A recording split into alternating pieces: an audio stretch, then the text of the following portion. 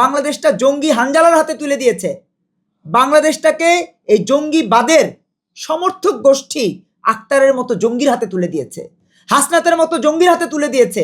যারা অধিকার বুঝে নিতে চেয়েছিলেন তারা এখন আওয়ামী লীগের পক্ষে কথা বলছে, তারা এখন শেখ হাসিনার পক্ষে কথা বলছে, তারা দল নিবন্ধন পেয়েছে এবং তাদের এখন ভোল পাল্টে গেছে। তারা এখন বলছে আওয়ামী লীগই ভালো ছিল, তারা এখন বলছে সত্যিকার অর্থে শেখ হাসিনাই ভালো ছিল, শেখ হাসিনার বিরুদ্ধে আন্দোলন করে ভুল করেছে।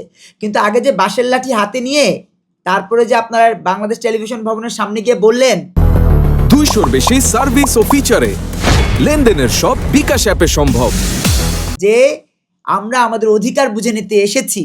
অধিকার কি পেয়েছেন ভাই? গত এই 18-19 মাসে ডক্টর ইউনূস আপনার দেশটা আমেরিকার হাতে তুলে দিয়েছে, আপনার দেশটাকে নাহিদদের হাতে তুলে দিয়েছে, আপনার দেশটাকে স্বাধীনতা বিরোধীদের হাতে তুলে দিয়েছে। বিনিময়ে আপনি দলটা নিবন্ধন পেয়েছেন, কিন্তু আপনি নিজে এমপি হতে পারেননি। কারণ কি জানেন? কারণ আপনারা বাংলাদেশের সাথে বিশ্বাসঘাতকতা করেছেন। আমি তার নাম বলবো না, আপনারা বুঝে নেবেন কার কথা বলছি।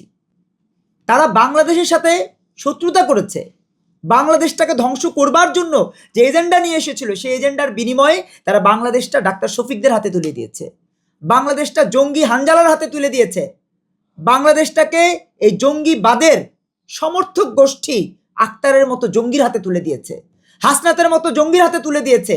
যে জঙ্গিদের কাছে বাংলাদেশের মানুষের রুটি রুজি জীবন জীবিকা বড় কথা নয়, যে জঙ্গিদের কাছে বাংলাদেশের তেলের দাম কমাটাও মুখ্য নয়, যে জঙ্গিদের কাছে বাংলাদেশের মানুষের রুটি রুজি জীবন জীবিকা, বাংলাদেশের মানুষের নিরাপত্তা বড় কথা নয়, জঙ্গিদের কাছে শুধু জুলাই সংবিধান, জুলাই সনদ এটাই গুরুত্বপূর্ণ।